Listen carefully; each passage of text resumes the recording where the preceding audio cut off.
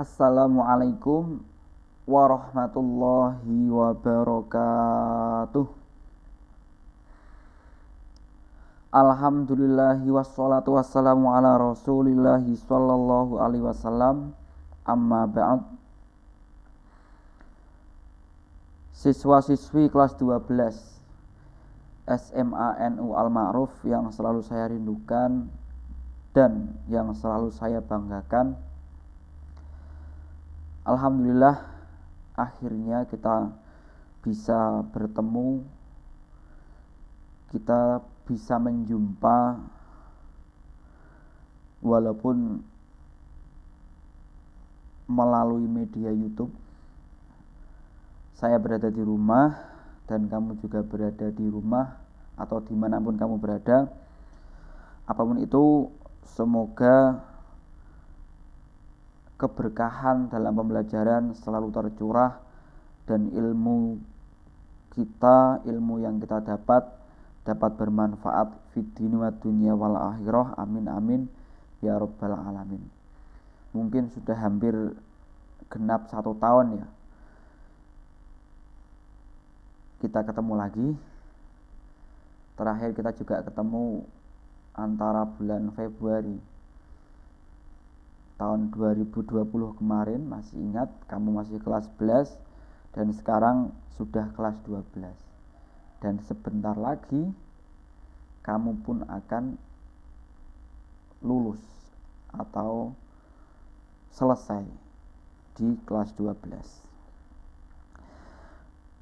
Di masa pandemi COVID-19 seperti saat ini, saya mau sedikit berpesan selalu tetap disiplin dalam protokol kesehatan. Ingat, jangan menyepelekan, namun juga jangan pula berlebihan. Menyepelekan bagaimana? Mungkin kamu semua ketika di rumah atau di masyarakat tertentu dimanapun kamu berada, beberapa masyarakat ada yang berpendapat corona ora ono, corona tidak ada. Itu termasuk orang-orang yang menyepelekan. Berlebihan bagaimana? Berlebihan itu ya selalu membawa sanitizer, semuanya disemprot, semua mau makan disemprot, mau apapun disemprot semuanya. Itu termasuk yang berlebihan, yang sedang saja. Disiplin protokol kesehatan walaupun tidak populer atau sekarang sudah mulai ditinggalkan oleh masyarakat, tidak apa-apa. Kamu di lingkungan masyarakat pakai masker sendiri tidak apa-apa. Kamu di lingkungan masyarakat kamu yang termasuk paling rajin cuci tangan juga tidak apa-apa. Sebenarnya protokol kesehatan itu kalaupun tidak ada corona itu bagus, baik bagi diri kita. Apa sih jeleknya cuci tangan sebelum makan, sebelum wudhu ya, yang mungkin jarang kamu lakukan. Memang termasuk dari kesunahan sebelum berwudhu itu cuci tangan dahulu pakai sabun. Barangkali tadi habis memegang sesuatu yang tidak patut atau apalah itu, yang intinya dibersihkan terlebih dahulu. Saya sendiri Pak Munim itu berkenaan dengan masker itu yang paling cocok karena saya mempunyai alergi udara. Bukan hanya ketika naik sepeda motor, saya itu lumayan yang bisa mengambil hikmah tentang adanya pandemi corona ini. Karena apa? Saya paling betah kalau memakai masker karena menjaga kualitas udara yang masuk kepada hidung saya. Itu gitu. Jadi memang betul. Jadi protokol kesehatan, cuci tangan, pakai masker, hand sanitizer ini baik. Kalaupun tidak ada corona, masih dilanjutkan tentang protokol kesehatan sebagai kepribadian kehidupan kamu itu bagus kok, malah berkualitas kehidupan kamu. Jadi itu pesan saya berkenaan dengan pandemi COVID-19, bagi kamu yang barangkali sekarang sedang terpapar, harap bersabar, atau usaha atau kerjaan orang tua kamu yang barangkali terkena dampak dengan adanya COVID-19 ini, saya pun berpesan agar ya bersabar. Bersabar bagaimana? Sebisa mungkin ketika seperti saat ini kamu bisa membantu meringankan beban orang tua. Meringankan beban orang tua itu bukan berarti kamu ikut bekerja atau kamu ya ikut bekerja boleh ya, namun kamu harus bisa memanfaatkan momen ini. Memanfaatkan momen bagaimana? Goro-goro corona aku malah iso ngatamen Quran, itu contohnya memanfaatkan momen. Gara-gara adanya corona saya bisa membantu usaha orang tua, meningkatkan rizki keluarga. Itu diantaranya bisa memanfaatkan momen ya. Bagi kamu-kamu yang masih belum sadar, belum dolor tentang keadaan yang ya bisa dikatakan sulit bagi beberapa orang, saya doakan semoga cepat sadar bagaimana apakah kamu perlu disadarkan dengan kehilangan salah satu keluarga anggota keluargamu ya. Lihat di televisi atau lihat di sekeliling kita, barangkali ada yang kehilangan orang tuanya. Sadarnya itu menunggu kehilangan anggota keluarganya. Kamu mau seperti itu? Oleh karena kamu mumpung yang masih ada orang tuanya lengkap, masih ada saudaranya lengkap, sadarlah ya. Sadar bagaimana, lihat kondisi keluarga itu bagaimana, keadaan keluarga itu bagaimana, perekonomian keluarga itu bagaimana. Kamu bisa membantu apa? Membantu bagaimana? Contoh tentang pekerjaan rumah, menyapu lantai, mencuci piring, menyapu halaman. Saya yakin kalau kamu sudah mulai bergerak seperti itu, orang tua kamu akan sangat bahagia. Jangan dipakai ngegame, terus main, terus nongkrong, terus. Dalam 24 jam coba kamu analisa. 24 jam kamu tidur berapa jam, kamu nyagong berapa jam, kamu berdaya manfaat berapa jam, kamu main game berapa jam, kamu bermedia sosial berapa jam, kamu mager berapa jam. Setelah kamu analisa seperti itu, dari 24 jam itu manfaatnya lebih besar atau lebih kecil.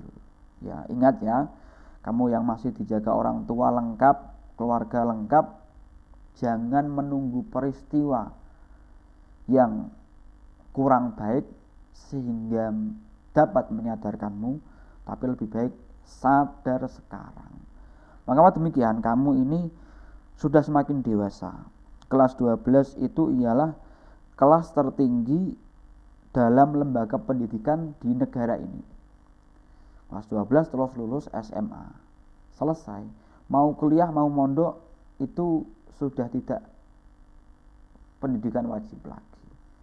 Atau jeda 2 tahun baru kuliah bisa. Tapi kalau usia SD sampai SMA, kamu sempat jeda 2 tahun, 1 tahun, itu dianggap kamu gak naik kelas atau telat masuknya dan lain sebagainya ya. Atau barangkali ya dikuat lah, ini kelas 12 terakhir. Karena apa? Usia belajar kamu ini usia terakhir, usia belajar. Setelah SMA lulus, baru kamu memikirkan, bukan hanya kuliah, bukan hanya mondok, tapi harus mulai mikir bagaimana cara mencari rezeki. Barangkali orang tua kamu yang alhamdulillah dikaruniai keluarga yang mapan, ekonomi yang mapan, rezeki yang banyak, kamu bersyukurlah. Toh walaupun begitu, dalam rangka kemandirian, ini kelas 12 terakhir lah usia kamu dalam belajar sepenuhnya tanpa memikirkan mencari uang. Nanti setelah lulus SMA, walaupun keluarga kamu itu keluarga berada, walaupun keluarga kamu itu termasuk berduit atau bagian dari orang-orang yang kaya, tapi dalam rangka kemandirian untuk menuju sukses di hari tua, lulus SMA harus sudah mikir bagaimana caranya untuk mengais rezeki. Tapi siswa-siswa yang mungkin kurang beruntung atau belum beruntung dalam hari ini, yang memang kamu harus bekerja keras untuk membantu orang tua mencari rezeki, jangan patah semangat. Pak Munim saja itu MTS, SMA, S1, S2 biaya sendiri. Kalau Pak Munim nggak bisa mencari biaya, ya mungkin sudah putus sekolah, ya. Karena ayah saya itu sakit itu Pak Munim usia kelas 6, ketika itu kelas 6 mulai MTS. Pak Munim sudah bagaimana caranya mencari rezeki, ya. Jadi jangan patah semangat, ya. Bukan berarti hari ini kamu belum beruntung, di hari tua tidak bisa sukses. Semuanya bisa sukses, semuanya mempunyai peluang untuk sukses kalau kamu mau berubah, kalau kamu mau sadar, ya. Itu motivasi saya. Selanjutnya, sebelum saya masuk materi, saya ingin sedikit menerangkan atau ingin mengemukakan bahwasanya bagaimana Pak Munim kok jarang muncul di pembelajaran atau mungkin hanya mengasih materi lewat WA group, ya. Karena mata pelajaran Pak Munim itu kan mata pelajaran Al-Quran. Mata pelajaran Al-Quran ini sebenarnya itu memang tidak bisa dilaksanakan secara daring karena itu tidak sah, tidak bisa dilakukan, harus tatap muka, ya. Seperti kita tahu, komunikasi terbaik adalah bertatap muka, berinteraksi secara langsung, ya. Apapun itu, ya. Tapi kalau memang seperti saat ini, ya memang kita harus bisa memaklumi bagaimana caranya. Tapi secara keabsahan kamu sebagai murid saya, kamu sebagai siswa saya itu sudah sah, karena kamu kelas 11 kemarin kan sudah menjumpa saya, bertatap muka dengan saya sudah lama, ya. Jadi masih bisa dianggap atau sah kamu sebagai siswa saya. Atau cara belajar Al-Quran yang ada rumus bersanad, kamu belajar dari Pak Munim belajar ngajinya sama Mbah Nur, Pondok Damaran, ya. Mbah Nur kepada gurunya lagi, terus sampai kepada Rasulullah Sallallahu Alaihi Wasallam. Siswa-siswa semua yang saya banggakan, seperti materi yang sudah pernah saya kirim melalui WA group, ya, dalam pembelajaran Al-Quran, dalam belajar Al-Quran itu ada namanya metode yang namanya talaki atau musyafahah. Apa itu talaki? Talaki ini ialah mengisyaratkan atau kita harus berjumpa langsung dengan guru atau satu majelis atau dalam satu kelas, atau bahasa sekarang tatap muka, Ini gunanya untuk apa? Gunanya ialah agar si murid, siswa atau santri itu dapat melihat secara detail pengucapan atau gerakan bibir yang diajarkan oleh seorang ustadz atau guru. Itu namanya talaki atau musyafahah, atau ada yang menyebutnya dengan talaki syafahi, ya. Gini, saya contohkan, kita di Pulau Jawa, suku Jawa saja ini tentang dialek, tentang bahasa ajam atau bahasa suku kita itu sudah berbeda. Jawa Jogja atau Jawa Tengah lah, bahasa Jawa yang standar itu, ketika kita mendengar bahasa Jawa yang model Banyumas atau model Ngapak, sudah berbeda. Itu sama-sama bahasa Jawa, ya, yang Ngapak itu loh, ya, yang Ngapak-ngapak. Terus kita nyebrang sedikit ke Pulau Madura, bahasanya sudah berbeda lagi, cara ngomongnya sudah berbeda lagi. Tadi Jawa, ya, itu baru Jawa. Terus kita geser sedikit ke Jawa Barat, di sana ada suku Sunda, ya, suku Sunda itu berbeda lagi. Suku Sunda itu identik, kalau pengucapan huruf fa itu pa, ya. Jadi pengucapan huruf fa itu pa. Belum lagi ada Melayu, ada Arab. Di antara ciri-ciri orang Arab bagaimana? Orang Arab itu kalau ghin itu yang beda, yang aneh di ghin itu, ya.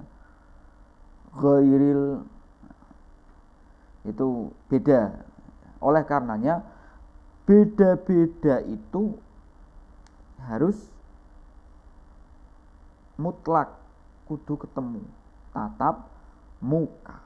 Itu yang dinamakan talaki atau musyafahah. Oleh karenanya saya itu termasuk guru yang lumayan bingung, ya, ketika ada pembelajaran daring. Ini bagaimana pembelajaran Al-Quran kok melalui daring? Tapi apapun itu, sebagai persyaratan pembelajaran, sebagai persyaratan administrasi lembaga pendidikan, harus tetap dijalankan, ya. Kekhususan lagi dalam belajar Al-Quran tadi yang sudah saya sampaikan ialah yang dinamakan bersanad. Bersanad itu gurunya jelas, guru ngajinya jelas, dari mana, nah, itu harus bersanad, ya. Pak Munim ngajinya di Mbah Nur Pondok Damarang. Nah, ini mungkin zaman-zaman ini mulai atau masih signifikan atau mulai bermunculan, ya, kerusakan bidang ilmu itu diantaranya disebabkan karena mempelajari ilmu tanpa guru. Terus bagaimana caranya kita misalkan searching ilmu pengetahuan, apalagi ilmu agama, ya, itu sangat riskan sekali. Berarti kita tidak bisa searching tentang ilmu agama di internet atau di Google. Terus bagaimana cara menyikapinya? Jadi gini, tak kasih tak kasih jurus, ya. Kalau Pak Munim itu gini, dulu sudah belajar banyak tentang agama di madrasah, di pondok, dan lain sebagainya. Barangkali ada yang lupa, barangkali ada yang mungkin sedikit lupa sedikit ya. Kalau dulu kita harus ngecek, buka kitab, catatannya di mana. Sekarang enaknya bisa langsung di search di Google. Kalau Pak Mun'im menempatkannya seperti itu, ya, bukan untuk mencari ilmu yang baru. Toh kalaupun ada ilmu-ilmu yang baru yang Pak Mun'im belum pernah mendengar dari seorang guru atau dari seorang kiai, akan saya taskehkan kepada teman sesama santri, sesama guru, apakah pernah mendengar keterangan ini atau belum. Ya, rusaknya bidang ilmu itu diantaranya gara-gara belajar tanpa guru melalui internet. Gurune ora cetha. Contoh misalkan kamu belajar Al-Quran dari si A, kamu ngambil di Google. Kamu kan tidak tahu si A tersebut, apabila memang si ustadz tersebut, si kiai tersebut tidak pernah mengutarakan belajar dari mana, itu berarti masih remang-remang guru kamu siapa. Ya, dengan adanya sanad itu akan sambung kepada Rasulullah. Ya, Pak Mun'im itu ya sempat lulus TPQ dulu karena belum ada yang MUA ya, jadi Pak Mun'im pakainya itu qiraati. Terus dilanjutkan ngaji di pondok itu di Mbah Nur, Pondok Damaran, yang tempat ngaji Qur'annya Gus Baha itu loh. Ya. Mbah Hasyim Asy'ari, siapa Mbah Hasyim Asy'ari? Pendiri NU ya. Dalam kitab Adabul Alim wal Muta'alim itu menjelaskan bahwasannya jangan sekali-kali seorang santri mengambil ilmu dari buku tanpa guru. Malah lebih eksklusif lagi, lebih detail lagi. Sudah ada bukunya, ora ana gurune juga berbahaya. Mengapa? Karena lembaran kertas tidak bisa membimbing. Sedangkan guru bukan hanya menyampaikan ilmu, bukan hanya mengajarkan ilmu, tapi bisa membimbing. Barangkali yang dipelajari seorang santri, yang dipelajari oleh siswa itu ada yang keliru atau kurang pas. Oleh karenanya memang sanad keilmuan, bersanad itu apalagi dalam ilmu agama itu sangat penting sekali, ya, sangat penting sekali. Diterangkan juga dalam kitab Ta'lim Muta'alim, ini lebih tinggi lagi ketentuannya. Syekh Zarnuji dalam kitab Ta'lim Muta'alim itu malah jangan sembarangan memilih guru. Guru saja itu harus memilih. Ini maksudnya bagaimana ya? Zaman dulu kan belum ada lembaga pendidikan. Maksudnya kalau diterapkan di zaman sekarang, kalau kamu dalam satu madrasah, dalam lembaga pendidikan itu sudah jelas. Gurunya sudah dipilihkan orang-orang yang memang ahli, yang milihkan siapa? Lembaga pendidikan, kepala sekolah, atau bagian kurikulum. Kalau dalam lembaga pendidikan kamu tidak bisa memilih, ini bukan konteksnya seperti itu. Konteks memilih ini ialah seorang santri, seorang manusia atau seorang umat yang memang, karena dulu belum ada lembaga pendidikan, tidak bisa sembarangan memilih guru. Atau kamu nanti ketika sudah lulus SMA, kamu tidak tercatat pelajar dimanapun, ada guru si A, si B, si C, kamu harus memilih, jangan sembarangan. Tidak semuanya orang yang menyampaikan kebaikan bisa kamu angkat sebagai guru kamu. Barangkali mereka menyampaikan kebaikan itu ada maksud yang terpendam, ada maksud yang lain. Di antaranya memilihnya itu bagaimana? Di cerdasnya oke, tekunnya oke, sabarnya oke.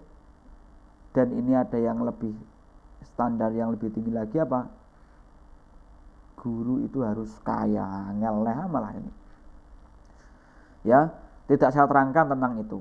Ya, cerdas, tekun dan sabar. Seperti kita tahu, banyak kan guru yang mungkin berseliweran di media sosial yang malah justru marah terus. Tidak santun sama sekali. Nah, itu hujahnya. Hujah itu apa? Perkataan dari Syekh Zarnuji terbukti kita harus memilih guru. Syukur-syukur ngerti lulusan pondok mana, mengetahui sanad keilmuannya, ya. Mengapa guru atau seorang kiai harus kaya? Ya, agar ketika perekonomian itu sudah standar, itu ketika menyampaikan ilmu, ketika memberi materi atau menyampaikan pengajian, itu niatnya ikhlas, tidak untuk mencari rezeki. Ya, kalau menyampaikan ilmu atau mengajar dalam rangka mencari rezeki, wah itu sulit. Seperti di Al-Ma'ruf di sekolahan kita itu ditekankan dari awal bahwasanya di Al-Ma'ruf itu mengabdi kepada masyarakat, mengabdi kepada Nahdlatul Ulama untuk membina masyarakat. Ya, bukan kok bekerja. Itu masalah pondasi awal seorang guru untuk mengajar, ya. Selanjutnya ini ada dawuh lagi, ada hujjah lagi, statement ya kalau zaman sekarang, dari Syekh Nawawi Al-Bantani. Syekh Nawawi Al-Bantani ini siapa? Al-Bantani berarti dari Banten. Syekh Nawawi ini leluhurnya Bapak Wakil Presiden kita sekarang, siapa? Pak Kiai Haji Ma'ruf Amin. Ya, Syekh Nawawi Al-Bantani ini makamnya di Ma'la mana? Haramain ya, di sana ya. Jadi ulama-ulama Jawa yang ngetop di Haramain itu banyak sekali dan dimakamkan di sana. Oleh karenanya kamu jangan kepencut, jangan mudah katut ya. Ustadz-ustadz sekarang yang mengisi seminar, mengisi di mana? Di Masjidil Aqsa. Leluhur kita orang Jawa yang sudah ngetop di sana, bahkan dimakamkan di sana, banyak sekali. Yang terakhir kemarin siapa? Mbah Maimun Zubair ya, Mbah Maimun Zubair. Sebelumnya atau orang Kudus ada. Orang Kudus itu Syekh Abdul Hamid Al-Qudsi itu juga dimakamkan di sana. Ya. Jangan anggap remeh, orang Kudus juga hebat. Bagaimana hujahnya? Bagaimana statementnya? Ini tentang pembelajaran tadi ya. Barang siapa yang memberi petunjuk kepada kebaikan, maka ia akan mendapatkan pahala seperti orang mengikutinya. Saya mengajarkan kamu kebaikan, saya mengajarkan kamu tentang ilmu pengetahuan, tentang ilmu Al-Quran, terus kamu bisa, kamu amalkan, syukur-syukur kamu mengajarkan kepada orang lain, itu akan berlanjut terus. Begitupun juga sebaliknya, barang siapa memberi petunjuk kepada kesesatan, maka orang tersebut akan mendapatkan warisan dosa seperti orang yang mengikutinya. Ya. Oleh karenanya podo-podo ngomong, podo-podo belajar, podo-podo marahi orang, kita harus memberikan pembelajaran yang baik lah. Ya. Selanjutnya, ini saya ingin sedikit membahas. Teman-teman kamu di antara kamu yang selama pandemi ini yang tanda kutip tidak berangkat sekolah atau libur hampir setahun ini, yang kehidupannya banyak maksiatnya atau banyak madorotnya atau banyak makruhnya daripada manfaatnya. Ini akan saya sedikit bahas bagaimana contoh main game online itu yang lewat HP itu ya. Game itu bagaimana? Esensi atau sebenarnya game itu bagaimana? Game itu kan untuk hiburan kan? Hiburan itu lebih banyak daripada apa? Sesuatu yang wajib, atau hiburan itu bisa mengalahkan sesuatu hal yang wajib. Hiburan kan ada waktu longgar sedikit, mari kita buat hiburan. Ya, setiap hari kita sudah penuh aktivitas, sesekali main game online boleh. Tapi kalau setiap hari main game online, setiap jam sampai lupa waktu, itu jatuhnya bukan hiburan lagi, tapi jatuhnya sudah kemaksiatan. Sampai ninggalno sholat, bahaya ini, sampai tarikus sholat, atau sampai ora manut karo wong tua goro-goro game online atau goro-goro main medsos, juga bahaya, sudah masuk kepada kemaksiatan. Bagaimana cara menyembuhkannya? Di antaranya, cobalah dinalar, diangan-angan, introspeksi diri. Kamu akan selamanya main media sosial, kamu akan selamanya main game. Apakah kamu tidak mempunyai masa depan, tidak mempunyai angan-angan cita-cita yang lebih indah, ya, yang lebih indah? Apakah Pak Munim nggak pernah main game? Pernah. Zaman dulu awal-awalnya PlayStation 1 ya, kalau sekarang namanya, sempet. Tapi alhamdulillah saya berhasil keluar dari itu. Keluar bagaimana? Ya saya angan-angan sendiri, mosok urip bendino ke game terus besok aku bakal jadi opo.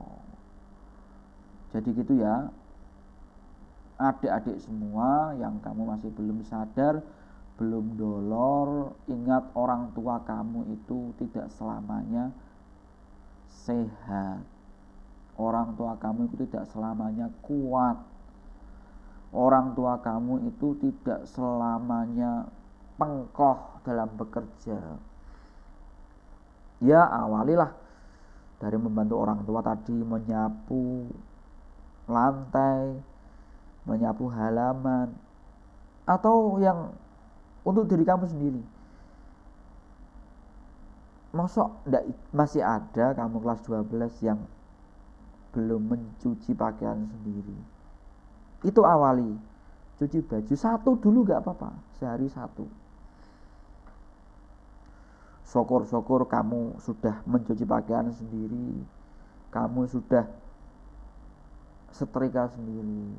Ya, ingat ya, ini bukan hanya berlaku bagi siswa anak orang kaya atau siswa yang mungkin ekonominya belum bagus. Ya, ini berlaku untuk semuanya. Kamu kok belum pernah hidup tirakat, belum pernah hidup prihatin, kamu belum menjadi manusia yang sempurna. Tirakat bagaimana? Tirakat itu poso,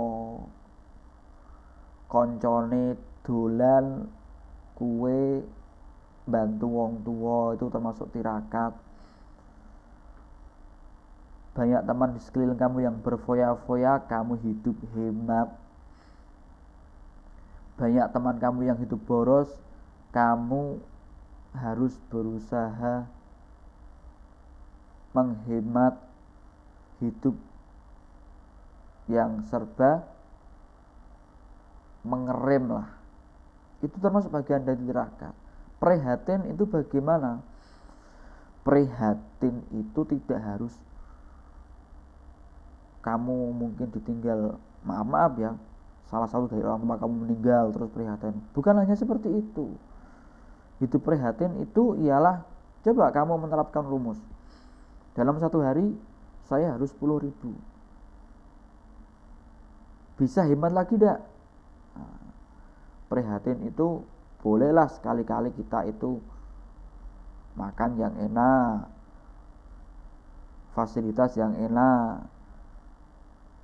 Tapi kita harus sesekali mencoba yang ekonomis, mencoba yang lebih hemat lagi. Poinnya itu ya, prihatin dan apa? Tirakat.